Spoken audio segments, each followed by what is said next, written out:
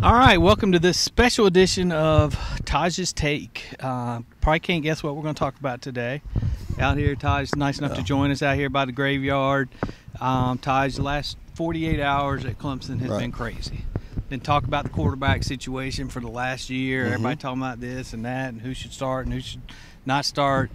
I don't think a lot of people gave a lot of thought to after week 4. Yeah. Kelly Bryant could be gone. First off, your thoughts on what went down in the last 48 hours? Well, obviously it's been a lot of emotion, a lot of energy being dispensed out here the last 48 hours. A lot of it happened within this past 12 hours. So obviously we had word that Kelly missed practice on Monday. Found out that was a coach's decision. Yesterday we found out that he missed practice, and that was his decision.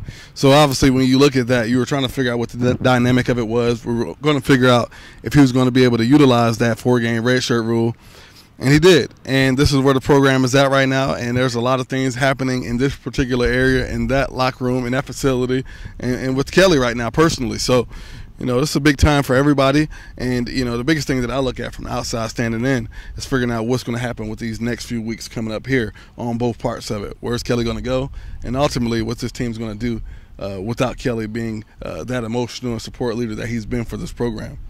When did you first get the feel this week that Kelly was going to leave? I mean, I thought it was a real possibility. Since the day Trevor stepped on campus. I mean, Trevor's just one of those.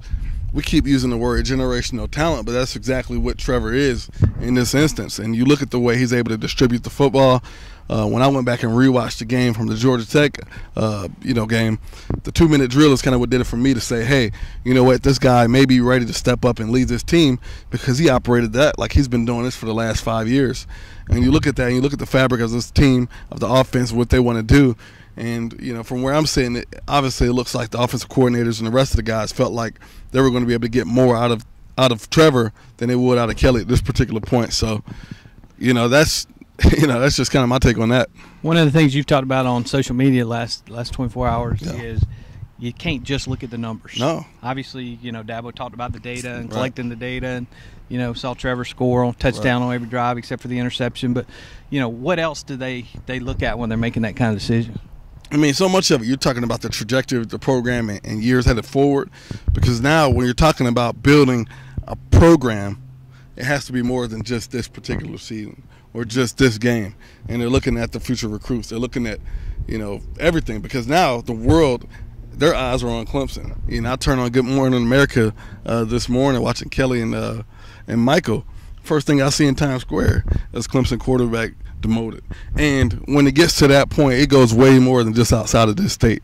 I mean, this is a national conversation, and now you're hearing talks about what's going to happen with Jalen Hurts over there at Alabama, because if he plays one more snap, then he doesn't have that extra year as well.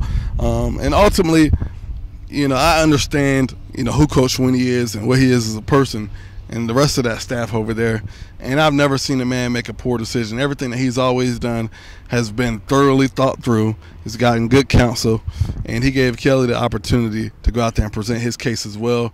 They've been able to evaluate that for 4 weeks, but obviously it's been more than 4 weeks, because you're talking about what's happening in practice, you're talking about what's happening in the locker room, and everything else of that nature. So the whole continuity of the offense, of the organization in themselves, when you look at what Trevor did when he stepped out there, I mean, ultimately it was a ticket time bomb. It was just a matter of time before Trevor was going to take over. It was just a matter of a win.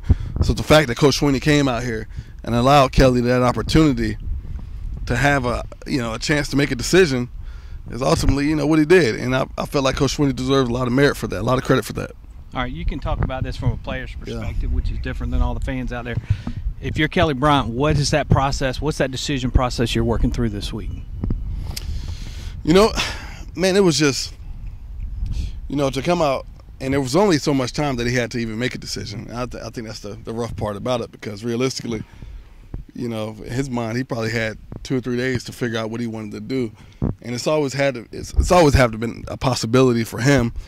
And again, fortunately, I hope that he had good counsel around him as well, because this isn't just a week impact or a season impact. This is a lifetime impact.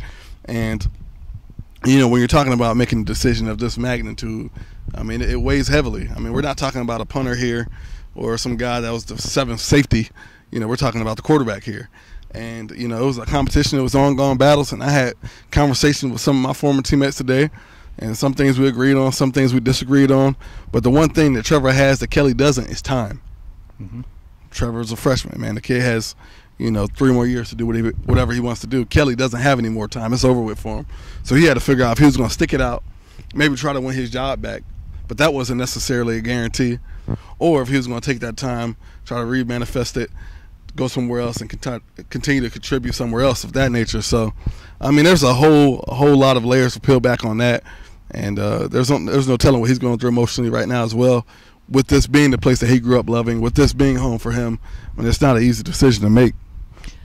I think a lot of fans probably would have been okay with the decision, probably support the decision. Obviously, Kelly got a lot of the fans upset with some of his comments this morning in the Greenville News. Yeah, you know, and, you know, I guess the comments where Kelly said it was a slap in the face, you know, or that he felt like he was treated unfairly and didn't have a fair shot, you know, hit a lot of people and stung a lot of people.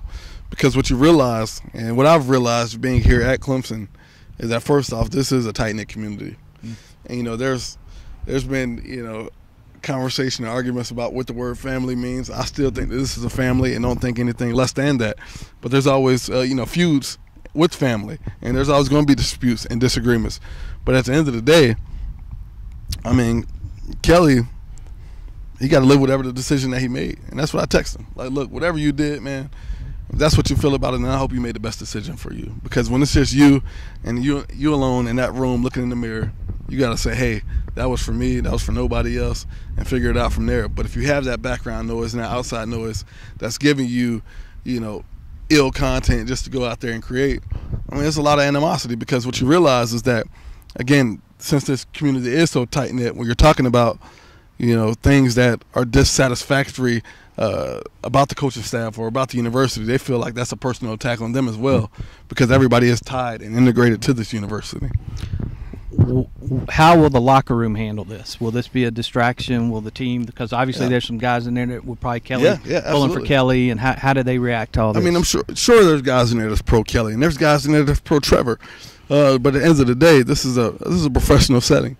You know, I had a guy tell me in middle school, he said, look, the moment that people start paying for tickets, it becomes a business. And that's exactly what this is. Those guys want an opportunity to play at the next level. You know, they want to continue to contribute. And, you know, they're not going to let one player get in the way of them being out there and going to chasing their dreams and winning the national title. And that just is what it is. So, you know, obviously Cleveland and Christian and Austin coming back was big for them as players. But more importantly, it matters more now than ever because of what's happening in that locker room and having those guys there. Because it's going to take a few years for KJ Henry and those guys to mature. It's going to take a little bit of time for Xavier Thomas to step up and be that leader. So the fact that they got those guys now, being able to run the show and step up to the plate, I mean, it means a lot for those guys going forward. And they'll handle this way better than most people think they will. Last question for you. Yeah.